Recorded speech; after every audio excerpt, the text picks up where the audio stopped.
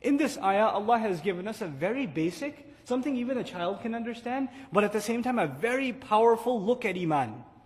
Iman itself. Iman is the most basic thing, right? For any Muslim, any believer, Iman is the most basic thing. But Allah has given us this world view that comes from Iman that is life-changing.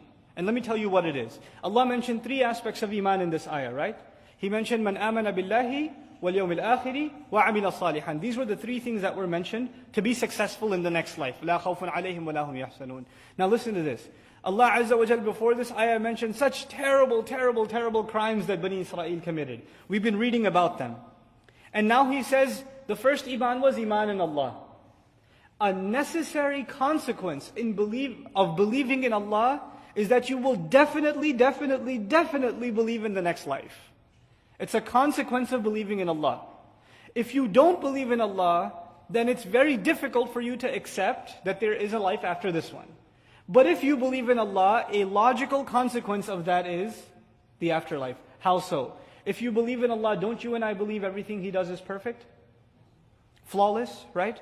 If there is a God, you're talking to an agnostic or a philosopher and atheist. If there is a God, if there was one, He'd be perfect in every way. Yes, agreed.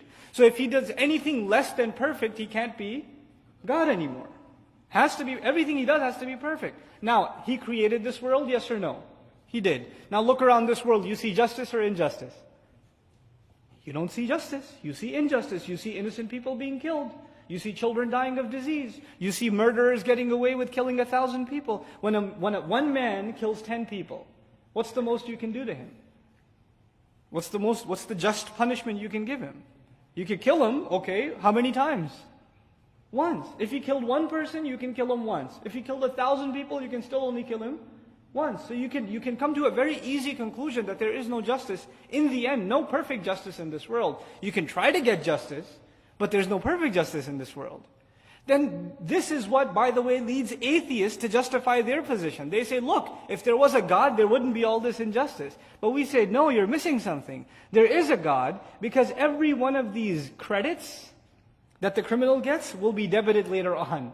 And every one of these debits will be credited later on. No crime went unnoticed. Nothing is off record. Everything is being kept track of. And anything that you suffered here that you didn't get compensated for, you will get paid for it. What is that thing called? It's called the last day. In other words, if you don't believe in a last day, then you can no longer accept Allah as just. Allah's justice necessitates that you believe in the last day. You understand? So the two are logically connected. Now, if you do believe in a last day, wouldn't you want to be successful on that last day? And you've accepted that on that last day you will be judged by Allah. So wouldn't you want to act righteously? Right? So first came the belief in Allah. A logical consequence of that is believing in the last day. And if you've come to the realization that there is a last day, then what are you going to fix? Your deeds. Such a powerful reality captured in just 3 phrases. مَنْ آمَنَ بِاللَّهِ وَالْيَوْمِ الْآخِرِ وَعَمِلَ صَالِحًا. And this is the mentality of the believer inside these words. And all of this is connected. Now the reverse of this is also true. If you don't see yourself doing a lot of good deeds, what's weak? Belief in the akhirah is weak. I'm not so sure if I'm going to get rewarded all that much for what I'm doing, so it's not worth my time to do. There are other things that are taking my time, because obviously I'm convinced that's a better use of my time.